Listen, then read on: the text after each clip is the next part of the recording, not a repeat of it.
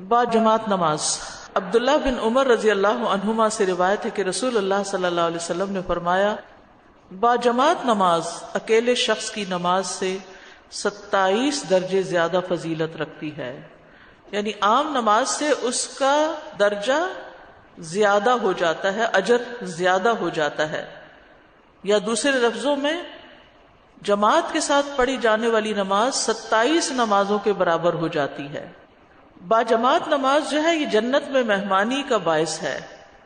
نبی صلی اللہ علیہ وسلم نے فرمایا، جو شخص مسجد میں صبح و شام جاتا ہے اللہ جنت میں اس کی مہمانی کا سامان کرے گا جب وہ صبح و شام مسجد میں جائے گا۔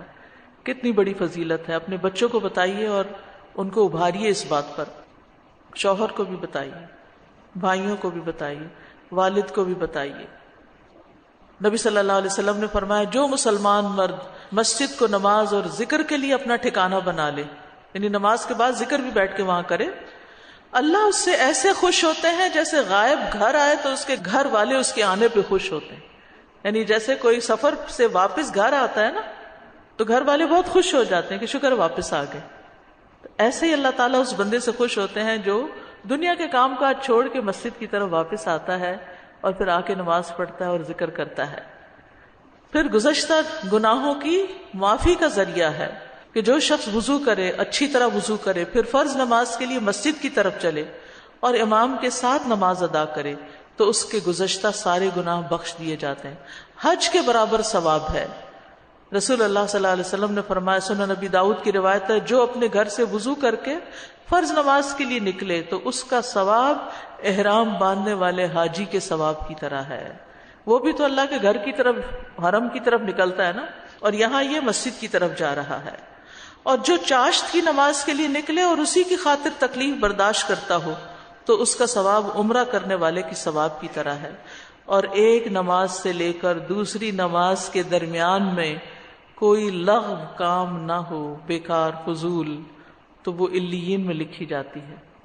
کتاب مرقوم ہے نا، وہاں لکھے جاتے ہیں اعمال۔ فجر اور عشاء جماعت سے ادا کرنے پر پوری رات کے قیام کا اجر ملتا ہے، جیسے ساری رات کسی نے قیام کیا ہو۔ اس کے برعکس جو لوگ جماعت چھوڑتے ہیں ان پر نبی صلی اللہ علیہ وسلم کا غصہ بھی ہے۔ آپ نے فرمایا، مجھے اس ذات کی قسم جس کے ہاتھ میں میری جان ہے، میرا ارادہ ہوا کہ میں ایندھن جمع کرنے کا حکم دوں، پھر نماز کے لیے آذان دینے کا کہوں، پھر امامت کے لیے کسی اور کو کہوں، اور میں ان لوگوں کے پاس جاؤں جو جماعت میں شریک نہیں، اور ان کے گھروں سمیت ان کو جلا دوں۔ اور آپ کو پتہ ہے جلنے کا عذاب اور جلنے کی تکلیف اور جلنے کی سزا سب سے سخت ہوتی ہے۔ قسم اس ذات کی جس کے ہاتھ میں میری جان ہے، اگر تم میں سے کسی کو معلوم ہو کہ مسجد سے موٹی ہڈی یا اچھے پائے ملیں گے تو وہ ضرور عشاء میں حاضر ہو۔ یعنی جہاں آپ نے دیکھا ہوگا کہ دین کی بھی وہ مجلس ہیں جہاں پتہ ہو یہاں کھانا ملے گا تو لوگ خوشی سے حاضر ہو جاتے ہیں، تو مسجد میں بھی اگر کھانا مل رہا ہو تو لوگ کھانے کی نیت سے آ جائیں گے، لیکن نماز کا جو اجر و ثواب سمیٹنا ہے وہ ان کو نظر نہیں آتا، اس لیے اس سے سستی کر لیتے ہیں۔